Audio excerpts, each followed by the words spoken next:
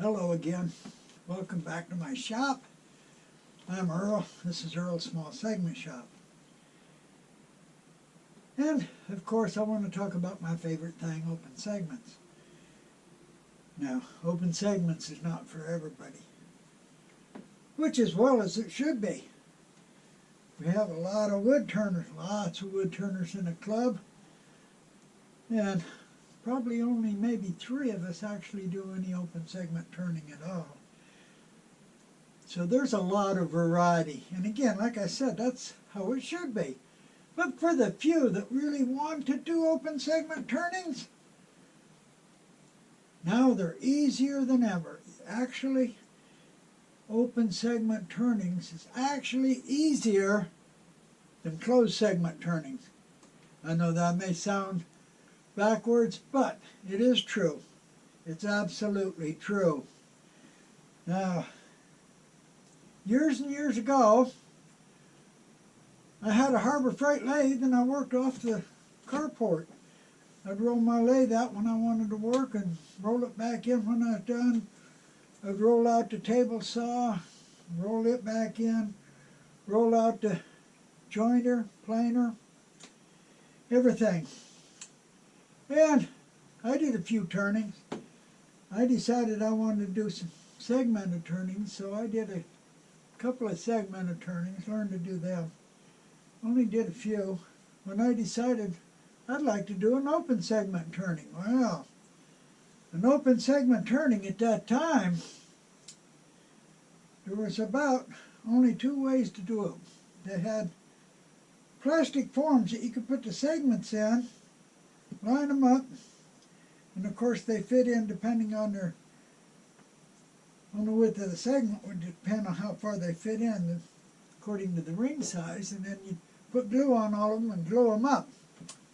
I could not for the life of me understand how you could possibly get them lined up good. The other way was to take your turning off the lathe and put it on a rig that had a indexing ring underneath it, and it rotated around. Of course, then you'd have to take it off and put it back on the lathe. I didn't much care for that idea either. And I decided, well, there's got to be a way to do it on the lathe. Now, in order to do it on the lathe, I figured 2 things. You got to be able to evenly space them. And you got to be able to hold them in position where you want them, the right distance from the center, well, they're glued on. And I figure, well, in order to position them around the ring, you need an index wheel. So what I did, I downloaded some divided circles and made some homemade index wheel. This one here is 64 indexes. You can do 32 segments per ring. This one's 48 indexes. You can do 24 segments per ring. This one's 32 for 16 indexes, or 16 segments per ring. 36 indexes.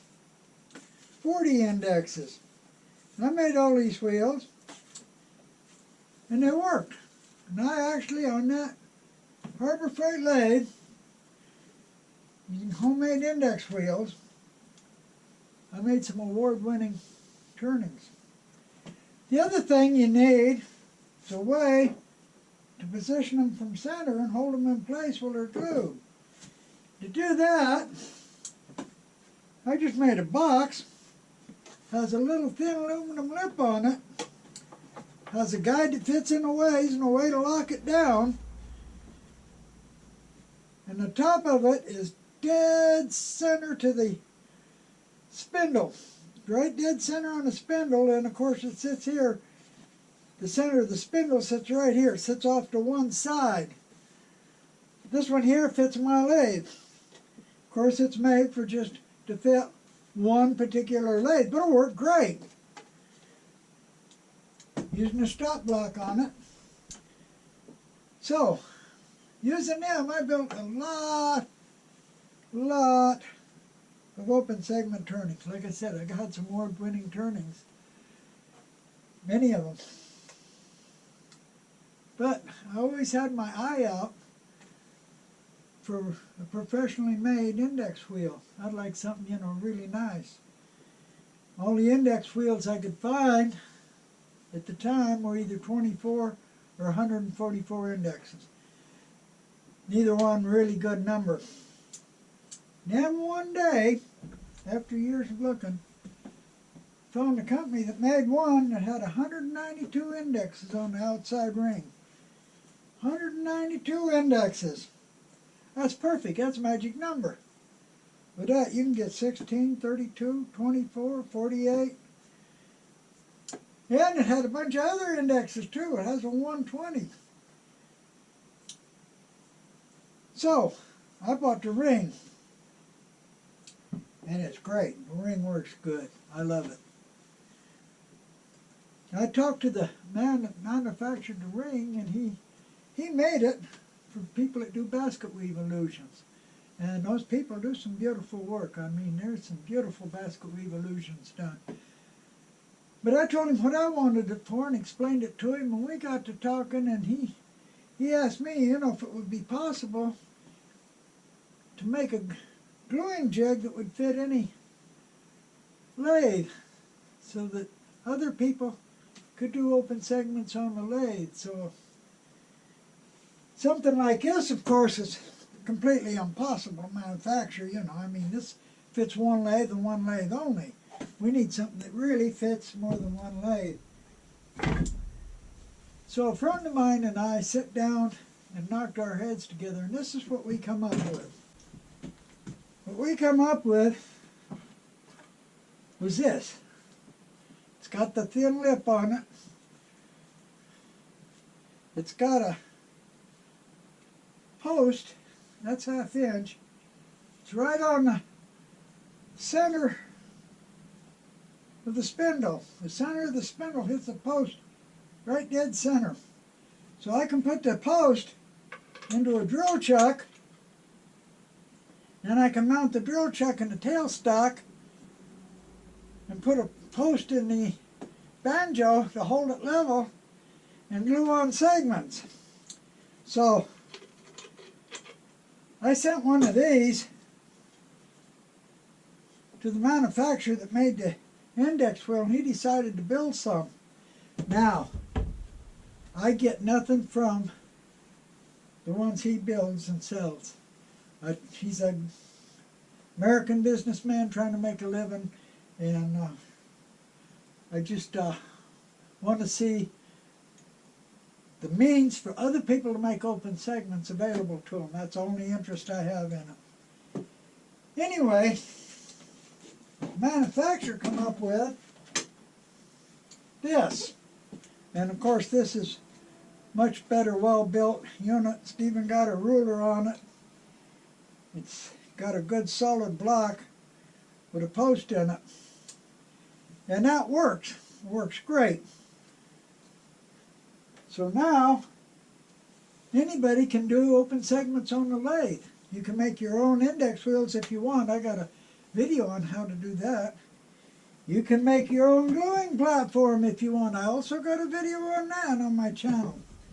Now, when I started making them, the one thing that worried me when I started was, how long are you going to have to keep these things clamped on for them to stick? I mean, you got to stand there and hold it half a day for it to stick on. And I figured, well, I might have to use CA glue or something like that. Turns out the glue that's supposed to be the slowest is in reality the fastest. I started using Type Bound 2. Type Bound 2, you actually have to hold the segments on for 10 seconds.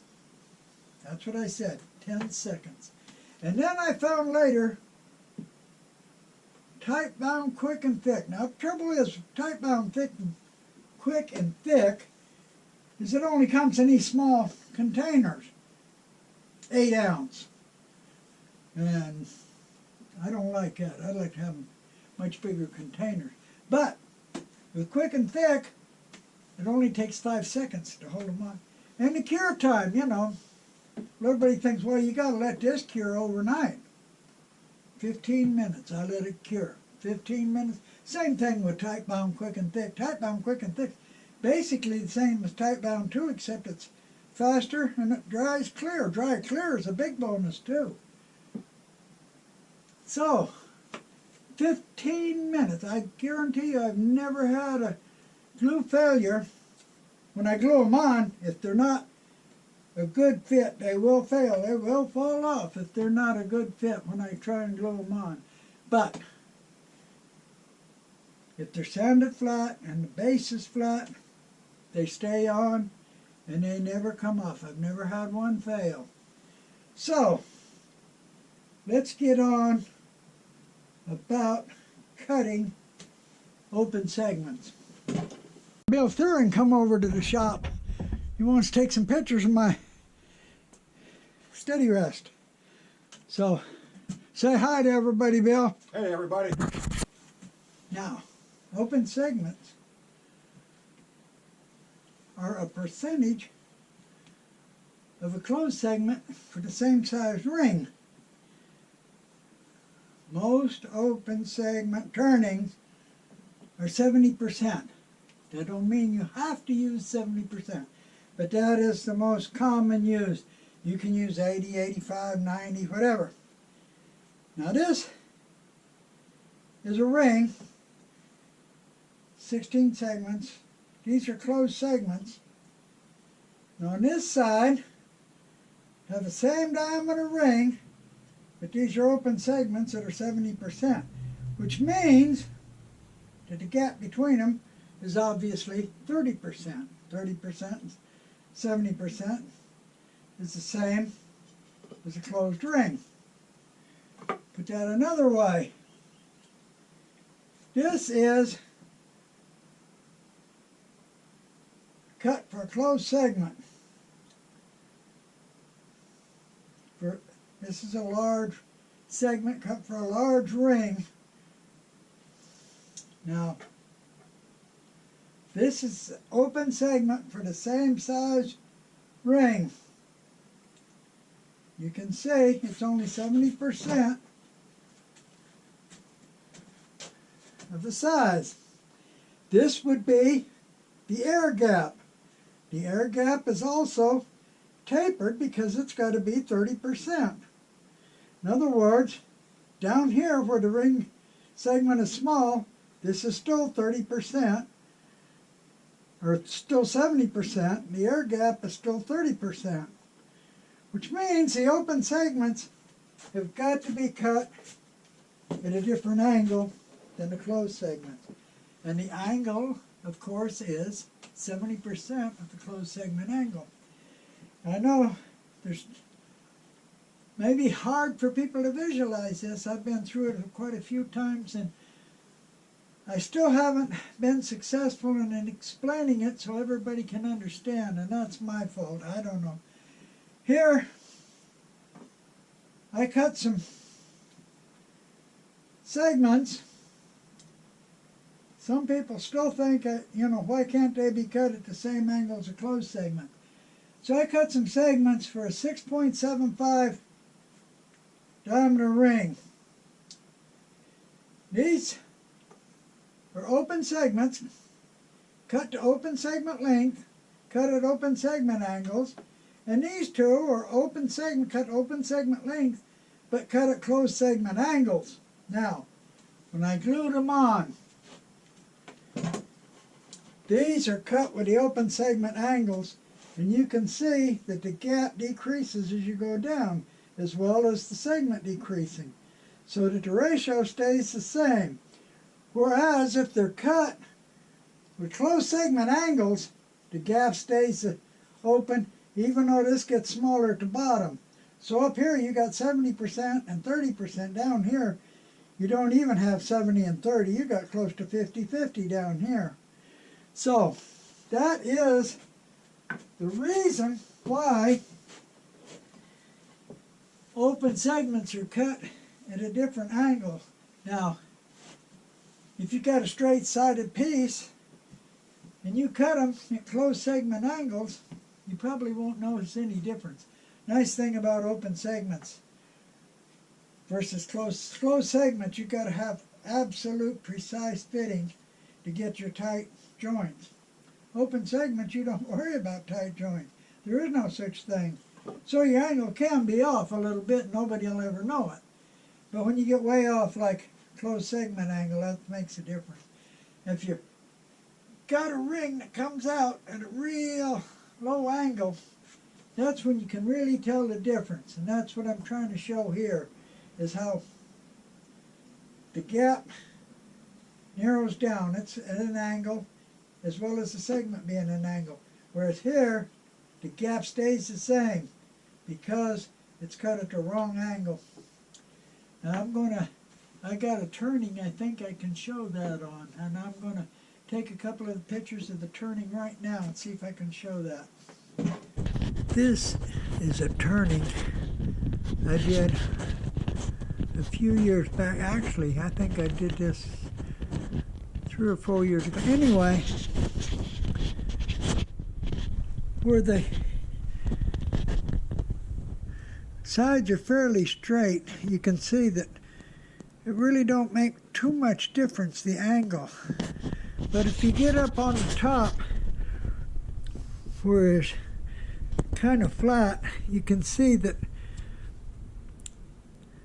the segments are not only tapered, but the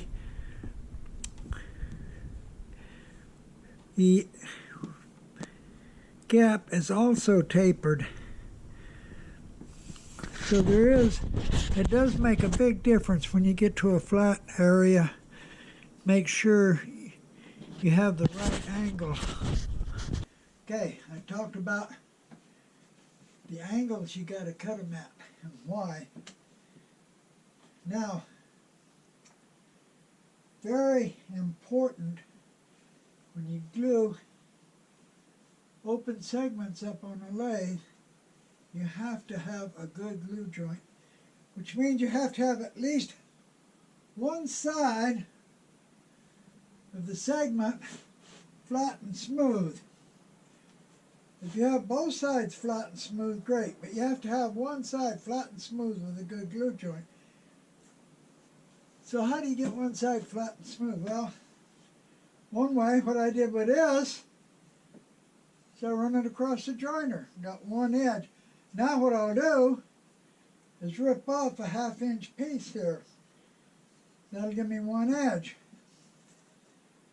Flat and smooth. And I'm going to be working with 1/2-inch high segments today. Piece here. Run through the drum sander so both sides are flat and smooth. This one here. Run it through the planer. Both sides are flat and smooth.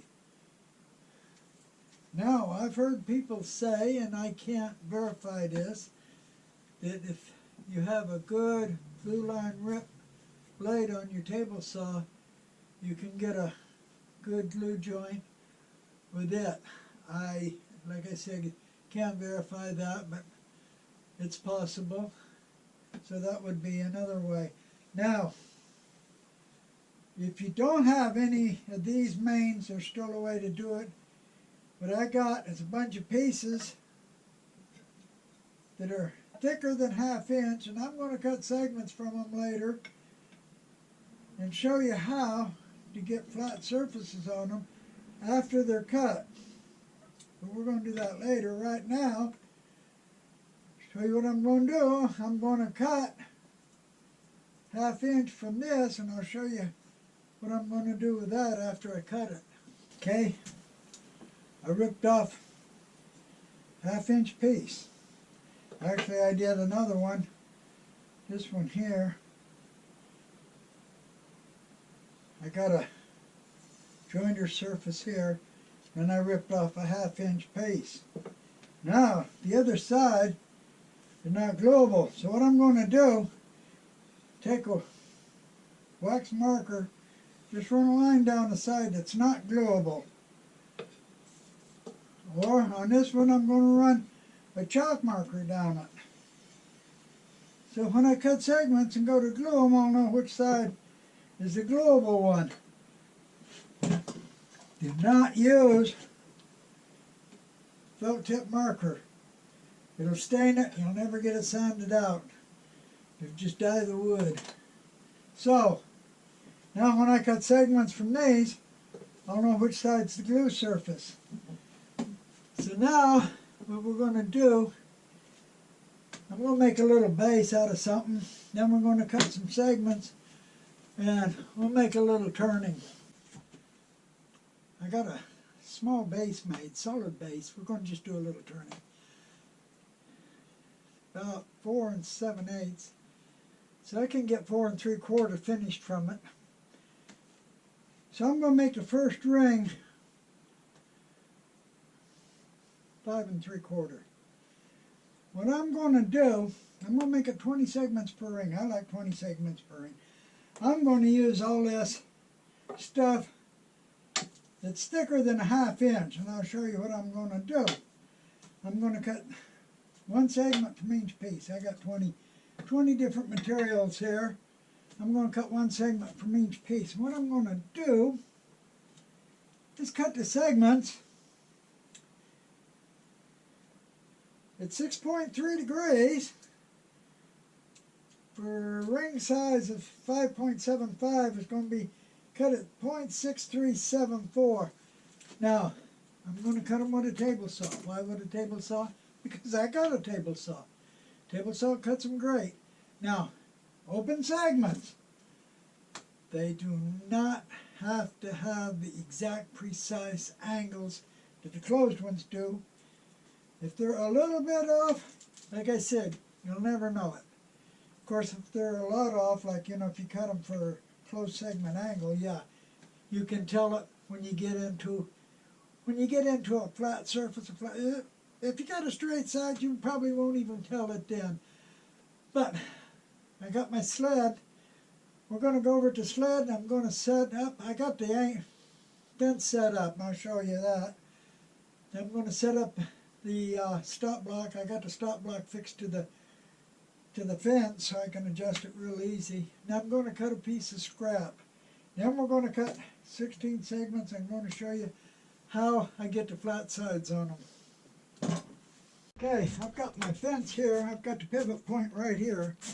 What I use for a pivot point, I use a 1/4 inch bolt, and I got a T-nut underneath this hole. That's my pivot point. I got scratch marks set up here for each angle, and I got them color coded. Color codes are right here. So, 6.3 degrees, 20 open segments is the 2 orange dots. I got it set for the 2 orange dots. Okay, so I got the fence set up. So now, what I have to do is set up the cut length stop block. Well, what I do, I got my caliper set up. And I measure here and adjust the fence. I actually have this one already set up. But after I get it adjusted, what I'll do, take me a piece of scrap, any kind of scrap. I got a ton of scrap here behind me. I'll take any piece and I'll cut a test piece. This one I actually had to cut 3 test pieces and readjust it, but we're going to cut 1 test piece now.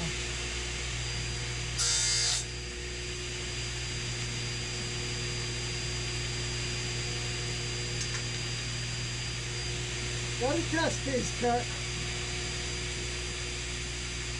It measures exactly now. Like I said, I had to make minor adjustments on it. I had to cut 3 test pieces. We got them cut. So now I can go ahead and cut 16 segments from this material I got. That's what we're going to do right now.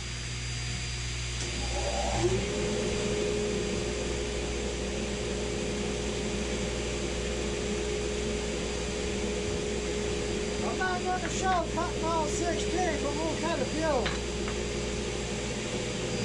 Trim one edge.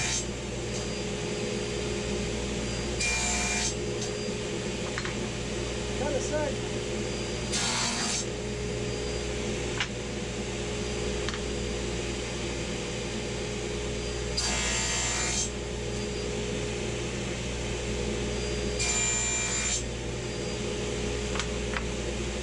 Cut a segment.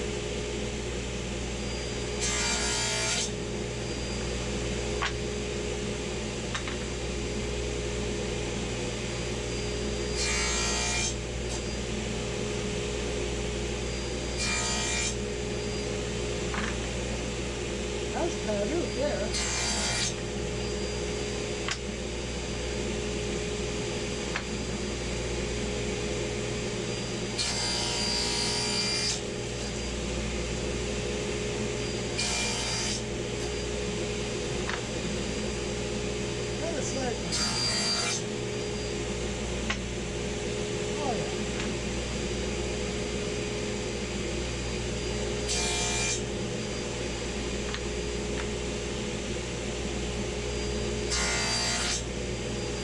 I'm going to go ahead and cut the rest of the segments right now. Okay, I cut 20 segments from all these. They're all taller than a ½ inch. Like I said, I'm working with a ½ inch segments right now. So yeah, all of them are taller than a ½ inch. And none of them has a surface suitable for gluing. So what am I going to do? Well, that's easy. I got a disc sander. On my disc sander, I've got a sled. Very simple device. Piece of plywood, a permanent fence, 90 degrees, a guide on the bottom. This just happened to be Purple Heart here, made a guide out of Purple Heart. A couple of runners I made from high molecular density plastic, but the runners are optional, you don't need them. And I set the table so it's parallel to the disc, lined it up parallel, not with a dial indicator, no, just as good as I can get it without a dial indicator. Then, okay, I got this so it's just a sled, slides back and forth. And I got different push sticks. Now this push stick is flat across the top. And it's got an adjustable stop on it. Just a simple stop. So I set the stop up so that it's ½ inch from the disc. So right now the stop's set up so I can sand anything down to ½ inch. So what I'm going to do is take the segments.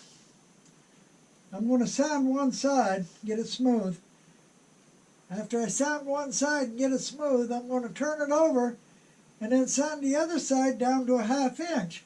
So when I'm done, you'll have two good glue surfaces and they'll all be ½ inch thick. So I'm going to move the camera over. I'm going to turn the dust collector on, so it's going to make a lot of noise. And I'm going to sand a couple down just for demo. Okay, I've got a couple of the segments. Dust collector's running, so it is a bit noisy.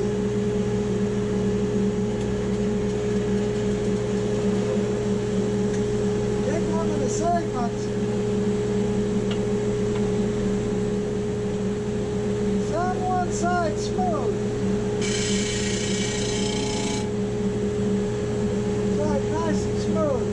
Flip it over, and I'll sand it down to the stop block hits.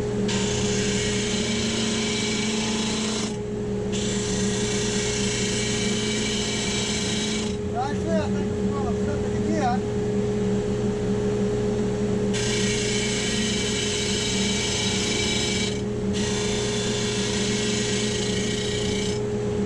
I got a ½ inch now with two good glue surfaces. Another one. Same way. Take one side and smooth it. Flip it over.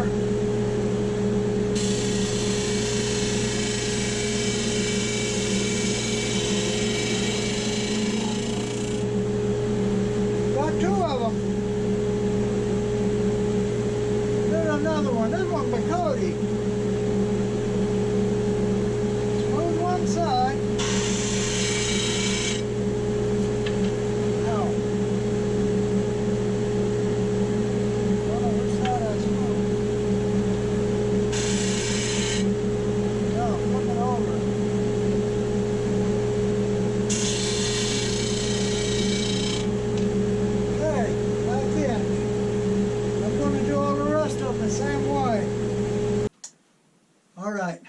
I've got 20 segments now that have been sanded down to 1/2 inch, and they got a good glue surface on both sides. Now these were cut from all these scrap pieces of different woods. So yeah, it can be done. Easy enough. Just doggone it. What a clumsy fool. Anyway, disc sanders are not that expensive. They're fairly cheap compared to other tools. Now, in order to glue these on, like I said, I need a way to space them around the ring. Need a way to space them around to keep them evenly spaced. We're just going to use the index wheel. Now you can use homemade index wheels if you so desire. 20 segments per ring. Okay, that means I need 20 indexes to glue the first ring on.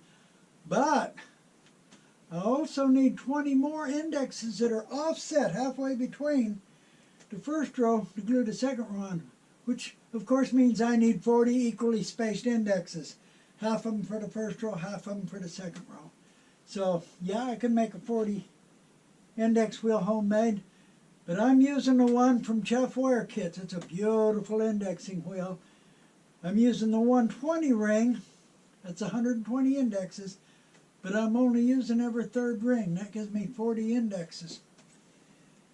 And I can use a homemade gluing platform. Now the homemade gluing platform, of course, once this thing is indexed, then you got a platform for them to sit on and to space them out from the center. So I could use a homemade platform to glue them on, but I'm using a platform, again, from Chef Ware Kits. This is a beautiful made piece of machinery, made in the US of A by an honest businessman. Okay, I'm going to glue these on at 5 3/4 inches ring.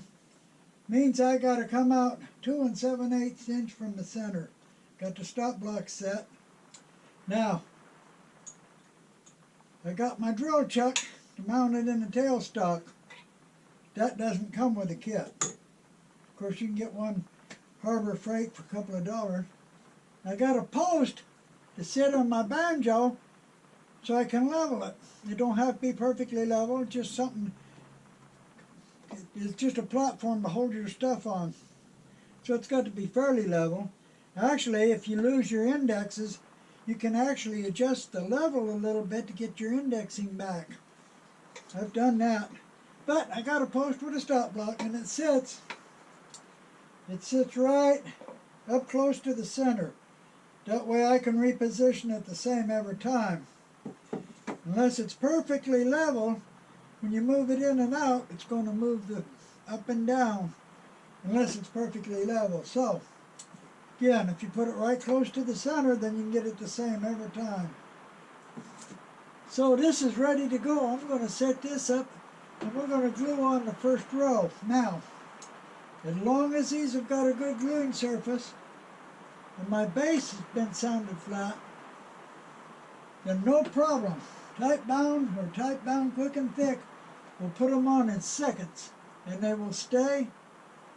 They will be cured enough to turn in 15 minutes. Now I can't turn the first ring because they tend to split without something over the top of them. The glue won't fail, but they will tend to split, especially the woods that are prone to split. So I'm going to go ahead and set this up and see if we can glue on a couple. We'll use quick and thick and glue them on in 5 seconds. How's that sound? Got this mounted in the drill chuck, the tailstock. Got the post right close to center. It's fairly level enough to work. I'm using the index wheel. I'm using a 120 index, using every third index. Now, I've got them marked, one red, one blue, one red, one blue, so I got 20 of each. I'm going to use the red one first, the red ones. I'm going to glue these on. I'm going to use tight bound, quick and thick. If I was using tight bound 2, it would take 10 seconds, but this is only going to take 5 seconds. a very light coat. That way I don't get enough squeeze out to worry about. When you got a good glue joint, you don't need hardly any glue at all. And the whole thing about this is having a good glue joint. With a good glue joint now, it's going to take 5 seconds clamp time. 1, 1,000, 2, 1,000, 3, 1,000, 4, 1,000, 5, 1,000. That should be enough. We'll go on to the next index. We're going to glue the next one on. 5 seconds each. Very fast, very quick. The glue that's supposed to be the slowest is in reality the quickest glue. After they set, after the last one's glued on and they set for 15 minutes, I'm going to go ahead and sand the surface flat on them. The glue will not fail. Get this one in here.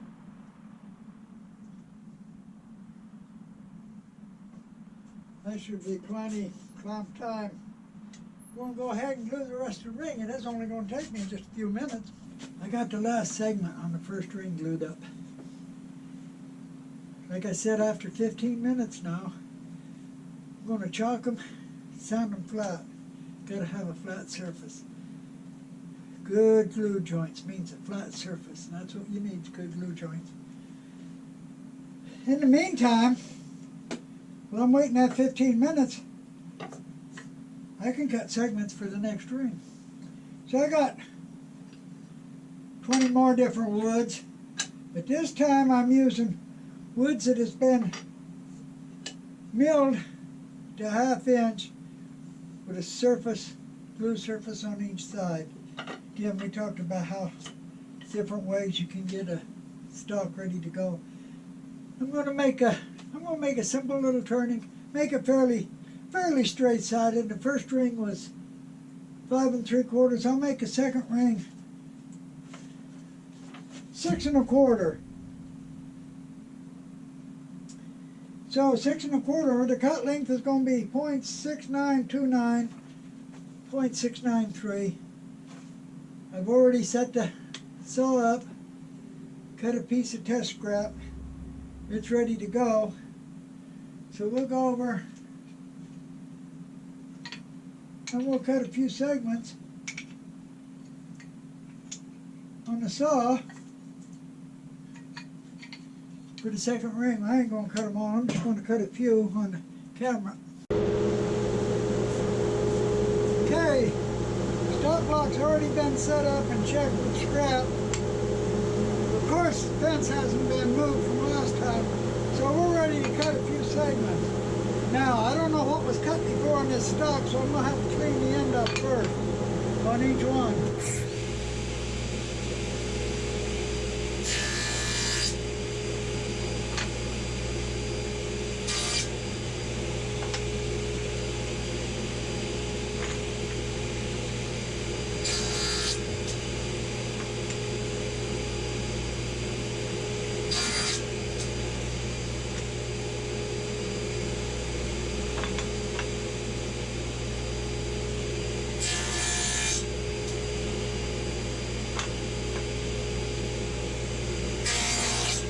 Looks like they were all cut for about 16 open segments last time. So yeah, I got to trim a little bit off the end. Get them cleaned up.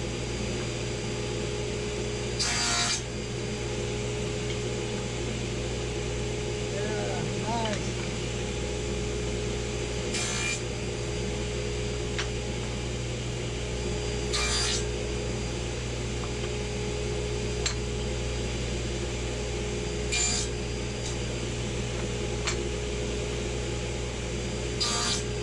We'll go ahead and get the rest and cut them up too.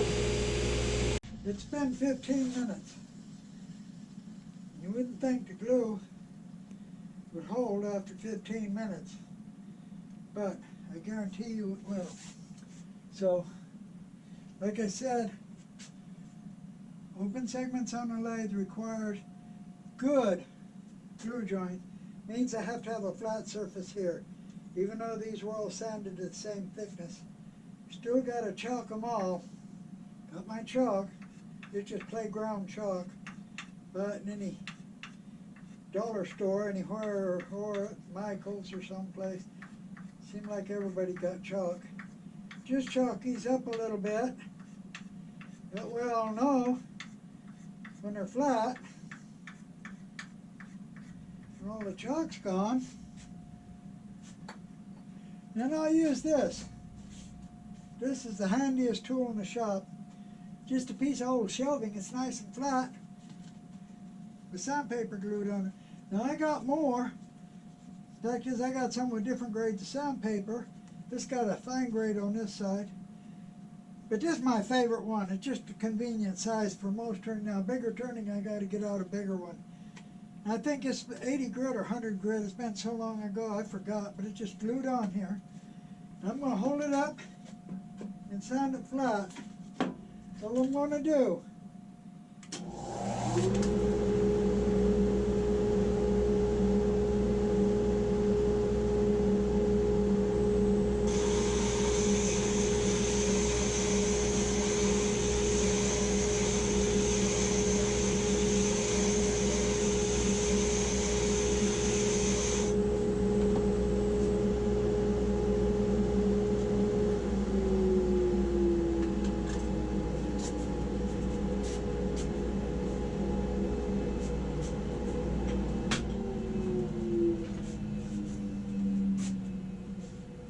One of my contactors stuck.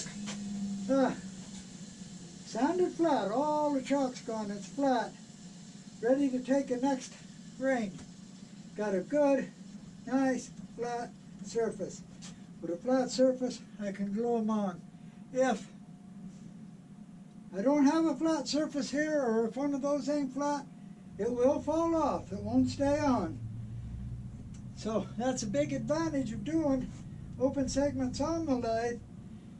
If they stay on, you know you've got good glue joints. So I'm going to go ahead now. I'm ready to glue up this ring on. The second row's cut. We cut it from stock that was milled to 1/2 inch thick. So we got 1/2 inch high segments. Got 20 different woods lined up. Now I cut them on a table saw, but like I said, open segments, you can cut them on most any saw. Use a miter saw. Even use a bandsaw to cut them because, again, like I said, you don't have to glue them together with really tight joints. No, there's a gap between them.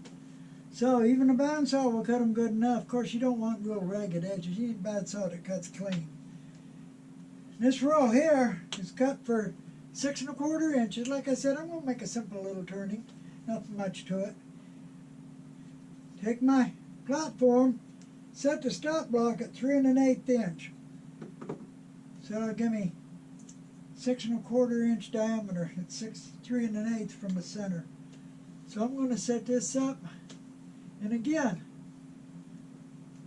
the glue that everybody thinks is the slowest is actually the quickest. Quick and thick, 5 seconds clamp time, 15 seconds cure time, that's enough. If you use tight bound 2, well, that takes 10 seconds clamp time, but still the same 15 minutes cure time. It's all it takes. I know it says 24-hour, but it takes 15 minutes. We just sanded that one after 15 minutes. I do it all day long, been doing it for years. So we're ready to glue up the next ring now. We'll go ahead and flip the camera around. We'll glue up a couple of segments. Wrong. If you don't sand it flat, you'll find that the segments will fall off. They won't stay. So, let me say again, good joints. Ready to put the second row on. I said that we had 20 segments marked red and 20 marked blue. We're going to use the blue ones this time. They're offset from the red ones. We're ready. We'll glue a couple on. Again, 5 seconds per segment. That's it. After I get them all glued on, 15 minutes and I'll be ready to sand them. Actually, this time I'm going in and turn the bottom into the first ring. And Well, the glue's dry and I'll be able to cut the next ring. So we can move right on along. So, put a little glue on the first one. Not much. Good glue joints. Don't need a lot of glue. Need a very little bit.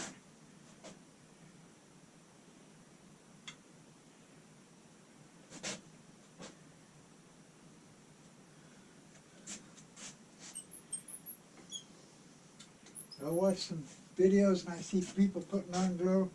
They put on about 100 times as much as really needed if they got a good glue joint. Of course, they don't have a good glue joint.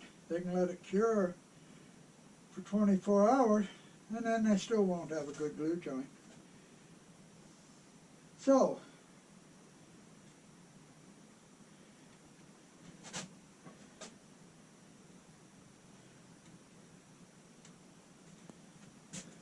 just that simple, putting them on and that quick.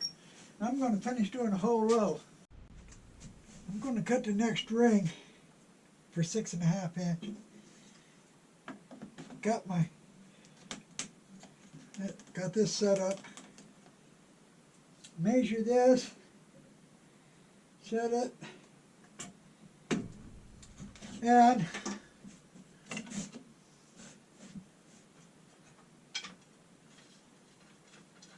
I'll cut me a test piece.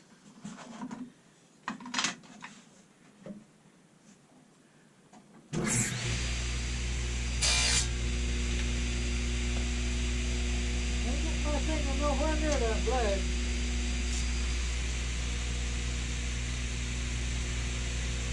Right on time this time. So I'm going to cut 20 more segments, and I swapped out a couple of the wood. I'm going to cut 20 more segments for this ring. The glue on that last ring is dry.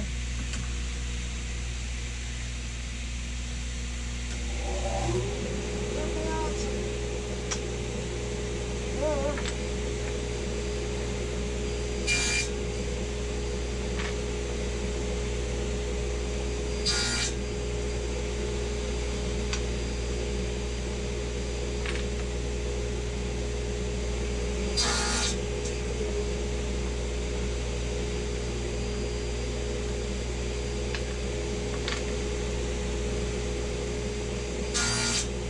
Go ahead and cut all 20 of them. I've got 20 segments cut and lined up to glue on. 6.5 inch. Got my stop block set for 3.25 inch, which give me 6.5 inch circle. But it's probably been a little over 15 minutes now since I cut these, started cutting them. So I can go in, I'm going to turn the bottom of the turning into the first ring. It's easy to get to now. A whole lot easier waiting until later to do it. Don't want to hit the top ring. I got the second ring on. I don't want to hit it. The glue won't fail. Even after just 15 minutes, glue won't fail, but the segments tend to split and chip if you hit them on the top ring with no support. Normally, I would use my Olin tool. But today, just for grins, I think what I'm going to do, use a carbide. Go in there and get it. Now, of course, you can use any tool you want. You know, the proper tool to use is the one you like to use, the one that works for you, the one that's the safest for you to use, the one that you can afford to use. Now me, I like using an Olin tool. People say, well, you know, don't cut that good, it's just a scraper or whatnot, but seemed to cut good enough for me. This tool cost me, probably cost me about between $3 and $5. Yeah.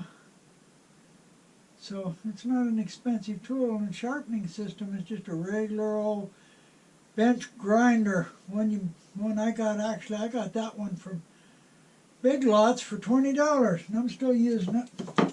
Anyway, and of course, I have to take my sanding board and flatten it. Everyone has to be flat. Even though they were all milled the same before they were cut, they still have to be flattened or the new segments just won't stay on. So I'm going to do that. I'm going to go in there and I'm going to turn the bottom. I'm going to flatten them. We'll be ready to glue the third ring on. Like I said, I changed up a couple of the woods just for fun. So I'm going to do that and then we'll go over there.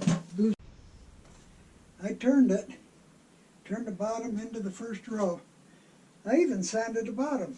So I'm just ready to put finish on the bottom now. Much easier than doing it later. Sanded the top of the second ring flat. To make it work, you've got to have good glue joints. And good glue joints means a flat surface and a flat surface. So it'll only take 5 seconds if we got a good joint.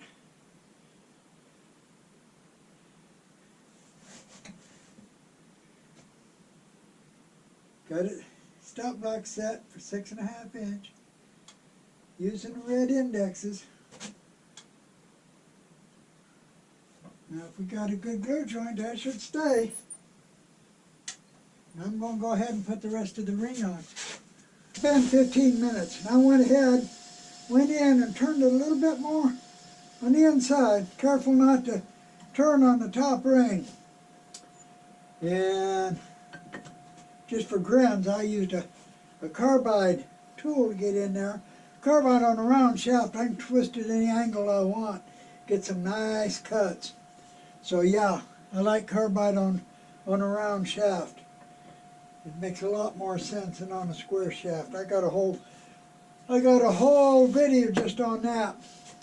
Now, again, I can't say this too much.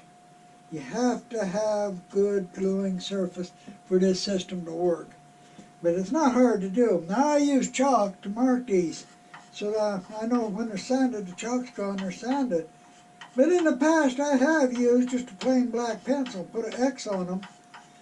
But of course chalk now, you can get that at Michael's or at the dollar store, most anywhere. It's cheap. And you use different colors so that you, depending on what wood you got, you can see it easier. And like I said, once it's sanded off, if there's a low spot, you know it'll stay on there. And I don't care how careful you cut the segments, you're going to find one with a low spot. So, sand them flat. And this, like I said, is just a flat board with sandpaper glued on it. I think this is 80 grit, it might be 100. But I've got different ones with different grits. This just happens to be my favorite. I like the size of it.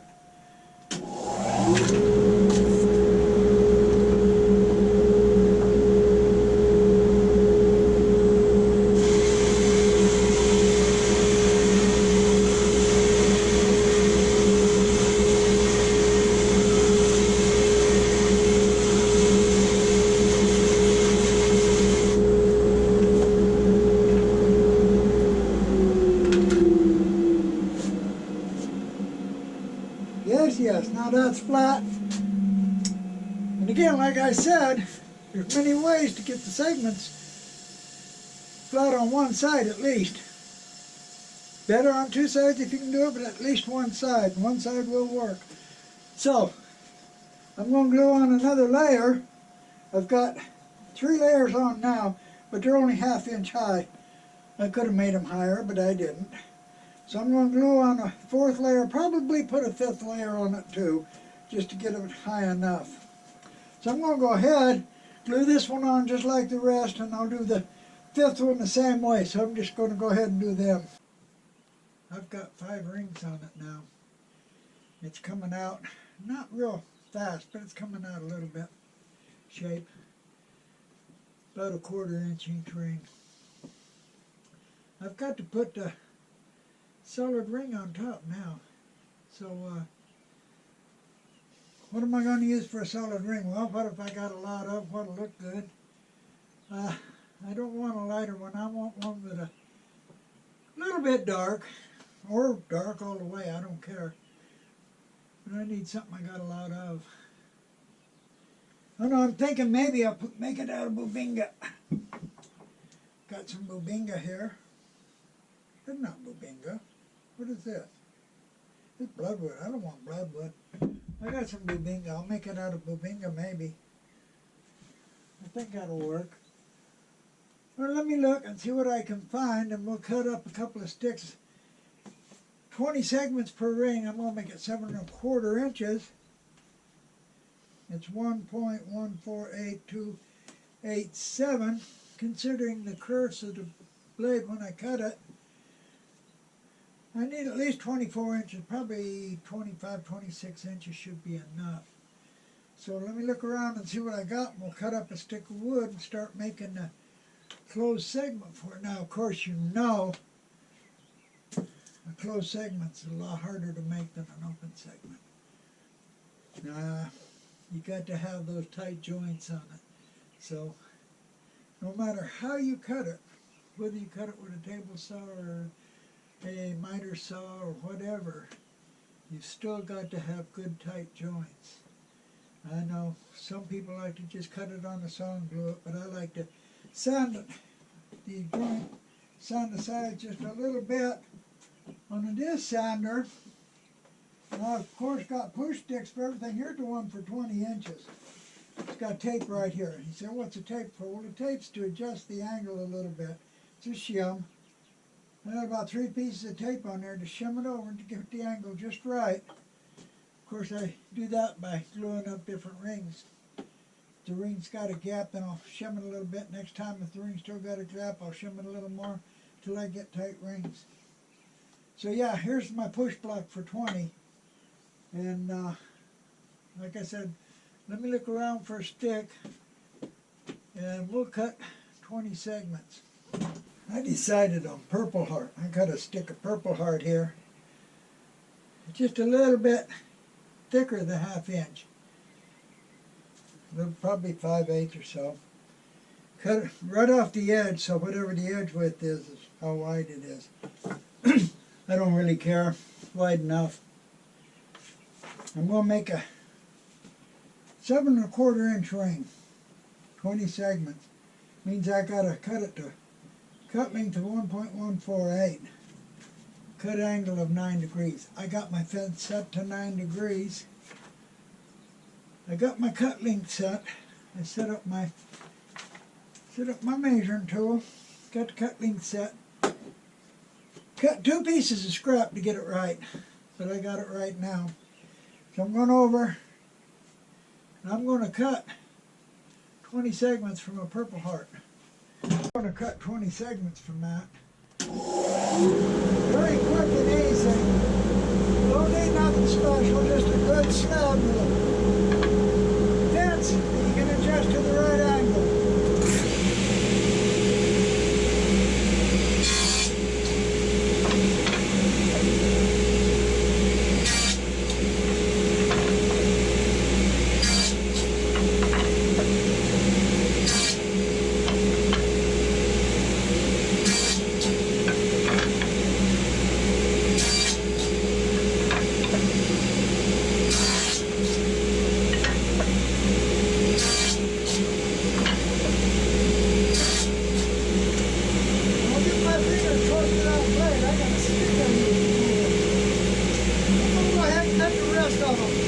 I got 20 segments cut at 9 degrees. Now, I've got a good 80-tooth carbide tip blade. Don't have to be expensive. I got a cheaper one, but it's a good 80-tooth blade. It's actually very cheap. It's Harbor Freight. But my arbor, my blade, is aligned up to the guide slots. My sled don't have any play in it. Runs nice and smooth with no play. And so I get nice, clean, smooth cuts. And I could glue them together, just like they are. Defeather them and glue them. But I believe, and I always will, that if I sand them just a little bit, I'll get a better glue joint. So that's what I'm going to do. I'm going to take them over and sand them. Got my sled, and I got a push block push blocks, of course, cut the right angle to sand them. Like I said, I've got the shims on it to get exactly the right angle. Now I'm going to go sand both edges of 20 of them, just a very, very light sanding. Okay, I've got them all sanded and dry clamped. Checking the angles on them. They're not tight. They're not tight at all. I need to put a little bit more angle. You got a gap on the top, not on the bottom, but on the top, on the outside of the ring, which means I need more angle. Well, I'm not going to resand all of them. I'm going to take one out and resand it, put more angle on it, so till the gap's gone. So all I need to do is just pull one out. And I'll do that. To get more angle, I'll shim this on the top. Probably need another piece of tape for the next ring, but I'll put a shim here and get more angle and sand one piece. Of course, I'll mark it with chalk so I'll know when I get it sanded. And that should close the ring up. After I've done it a while, of course, I know just about how much it takes to get rid of the gap, depending on how big the gap is. So yeah, I'm going to take it out and sand one piece. Okay, I've put more angle on one piece. Got them all tight now, ready to glue. You like that clamp? That clamp uses 40-pound nylon cord, piece of scrap wood. Works great. A lot better than band clamp, a lot easier to use. A lot cheaper too. Quick and easy. It was designed by a Danish American living in North Carolina. Now, on my channel, Earl Small Segment Shop, if you go to Earl Small Segment Shop channel on YouTube, just do a search for it. Go to the top of the page where it says video and click on videos. You'll find a video on how to make a clamp just like that. It's cheap, it's easy, and it sure beats band clamps. Anyway, I'm going to glue this up. I'm going to use Type Bond too. I would like to use Quick and Thick. The Quick and Thick comes in these small bottles. I can't get Quick and Thick in a big bottle.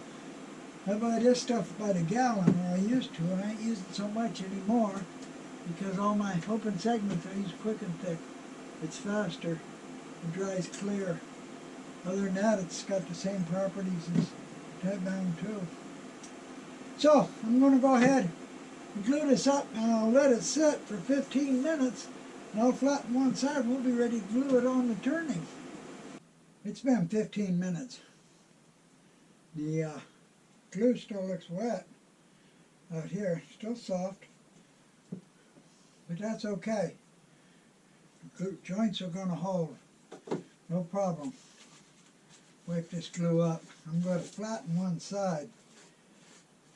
Now, again, if you go to my channel, got a video just on making rings, on flattening them. There are many ways to flatten them. One of my favorites, put them in a cold gel, put them on a lathe and flatten them. But this one here, I think I'll just run it through the drum sander and flatten it. That should take care of it. Get one side flat. All I need is one side flat. Then I can glue it on. Of course, once I get this glued on, I can wait 15 minutes and then start finishing the turning. Now I've got the inside about 7/8 finished. Didn't get into the top open segment ring because if I do, the open segments have a tendency to split and chip without something on top of them.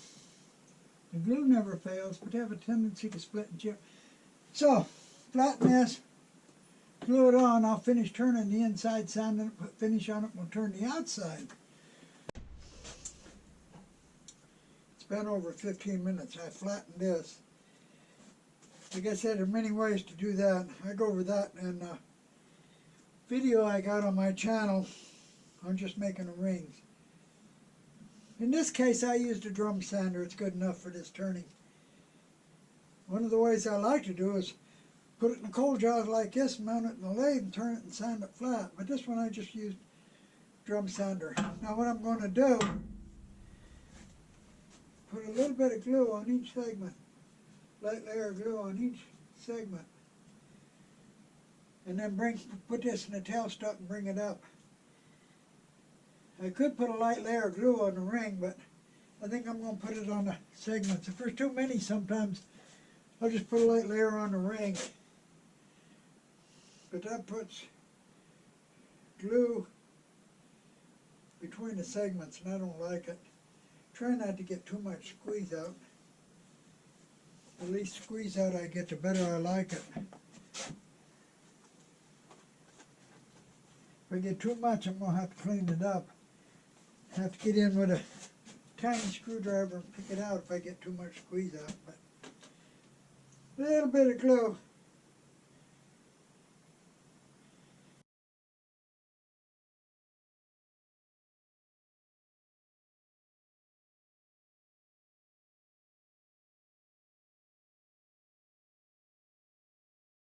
Sawdust on to get rid of it. Okay, now just put it in the tailstock and bring it up.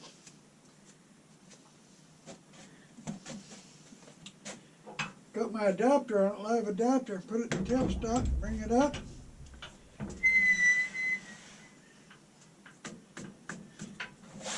Line it up so that the joint, the solid ring, falls right in the middle of the segment. Clamp her down. That's good all around. 15 minutes, I'll be ready to turn the inside, sand it, finish it, and then turn the outside. It's been 15 minutes since I put this on. Actually, it's been longer.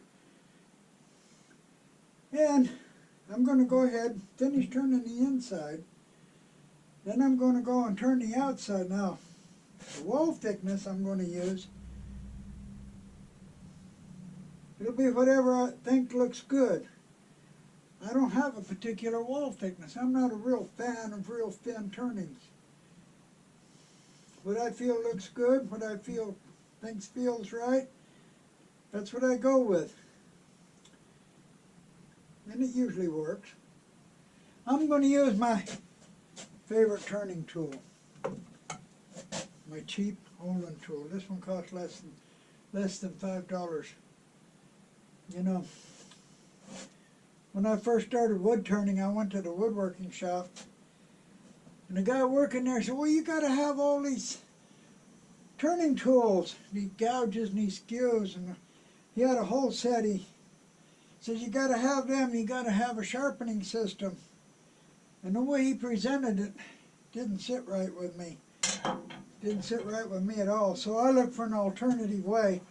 And I found this, Olin tools. Of course, later they come out with the carbide tools, which basically does the same thing. When people say, "Well, they're just scrapers."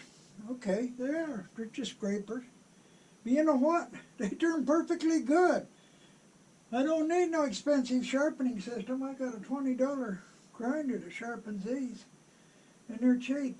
And for the carbides, all you need is a little diamond plate. So, anyway, I'm going to go ahead and finish turning the inside of that. And then I'm going to sand it and put some finish on it, and then I'll be ready to turn the outside. Let's have a quick shot here. I'm going to use, I have been using the carbide on these, but I'm going to use the Olin on this one. It's got some good hard purple heart here now.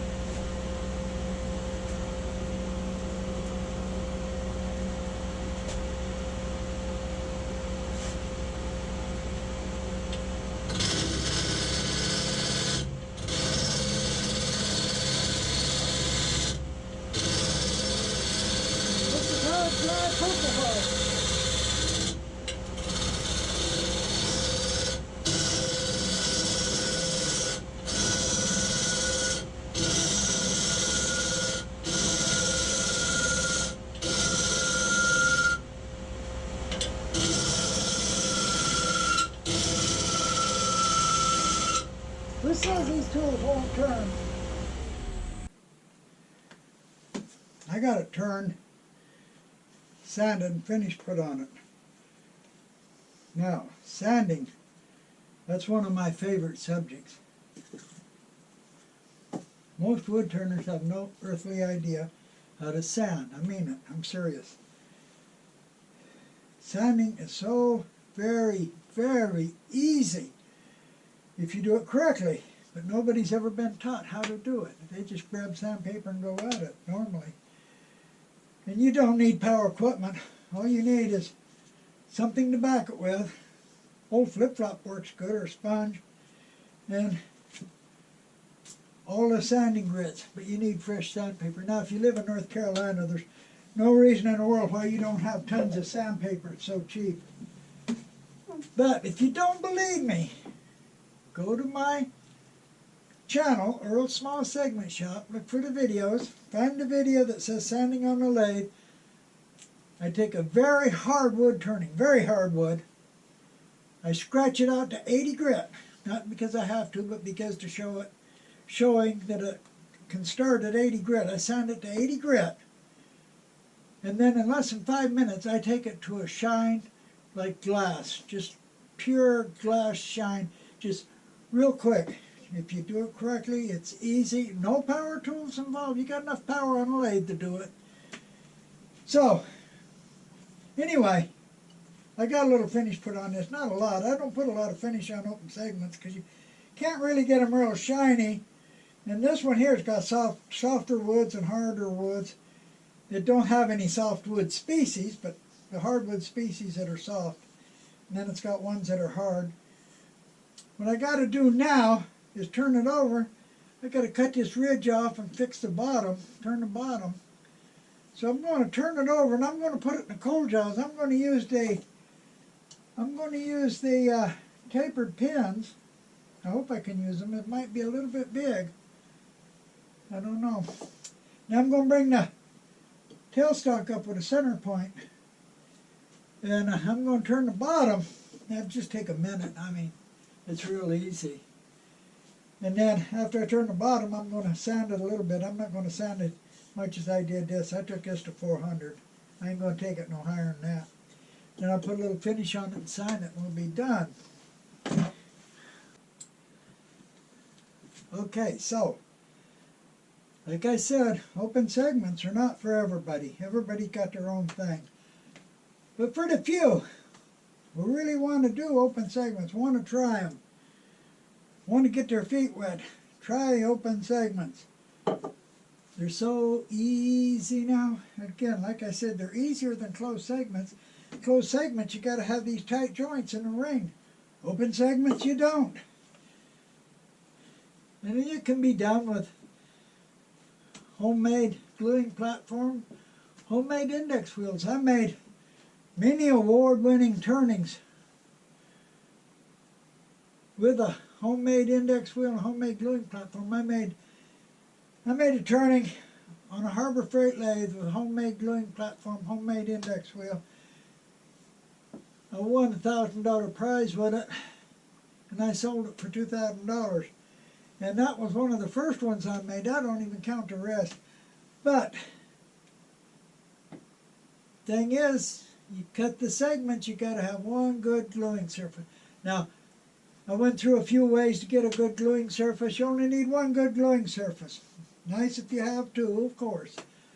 But there's, of course, many ways to do it. I just went through a few ways. Cutting them, open segments, you can cut them on the bandsaw. Get away with it. Actually, just got to get the right measurements for them. The angle's got to be close. Don't have to be exact. On the open segments, got to be close. And so you see how quick and easy I did this. Glue up one ring, and while the glue dries, I'm cutting the next ring. Glue dries for it, I'm cutting the next ring. And me, I turn the inside as I go out. It's just easier that way, especially if I get a turning about this high with an opening about this big in the top.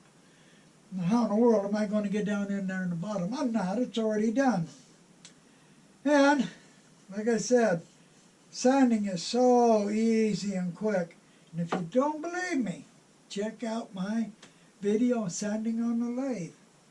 So, I hope you appreciate this little video, and I hope you come back and watch my next one. And if you would be so kind as to subscribe, it helped me a lot.